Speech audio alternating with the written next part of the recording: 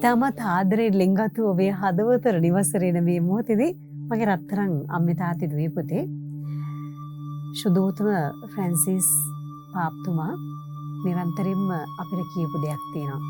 ඒ තමයි ලෝකය හොයාගෙන යන්නේ මොනවද?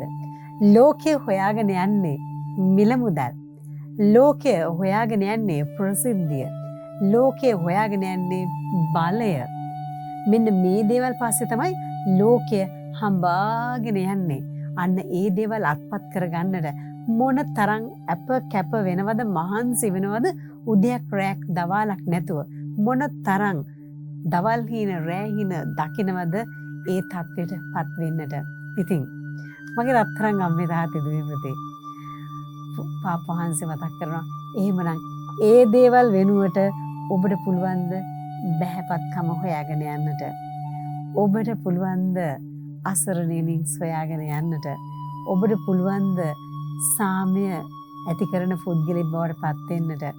ඔබට පුළුවන් ද විඩාවට පත් වෙලා ඉන්න අයට සුවයක් සහනයක් සැනසීමක් බවට පත් වෙන්නට පුළුවන් ද කියලා උන්වහන්සේ අපෙන් අහනවා. අපිට මතක් කරලා දෙනවා. ඉතින් ඒක පුදුම දේශනාවක්. උන්වහන්සේගේම උන්වහන්සේගේ ජීවිතයම දේශනාවක් බවට පත් උනේ. මොකද අපිට දේශනා කරන්න ලේසි, මේ ආකාරයට කියන්න ලේසි, ජීවත් වෙන එකනේ අමාරු. මගේ රත්තරන් අම්මේ තාත්තේ දිවපෙතේ කල්පනා කරලා බලන්න ඔබ ස්වාම පුරුෂයෙක් භාර්යාවක් හැටියට දරුවෙක් හැටියට එවත් නැත්නම් තැනක සේවය කරන පුද්ගලෙක් හැටියට අපි මොන තරහතරමක අපි පියතුමල්ලා වෙන්න පුළුවන් කන්‍යාසවරයන් කවුරු වුණත් සමාජයේ මොන තරහතරමක අපි හිටියත් අපි ඇත්තටම අපේ හදවතින් අහලා බැලුවොත් අපේ ප්‍රතිපත්ති තුළ තිබිය යුතු ප්‍රතිපත්ති තුළ දේව ප්‍රතිපත්ති තුළ මම ජීවත් වෙන කෙනෙක්ද?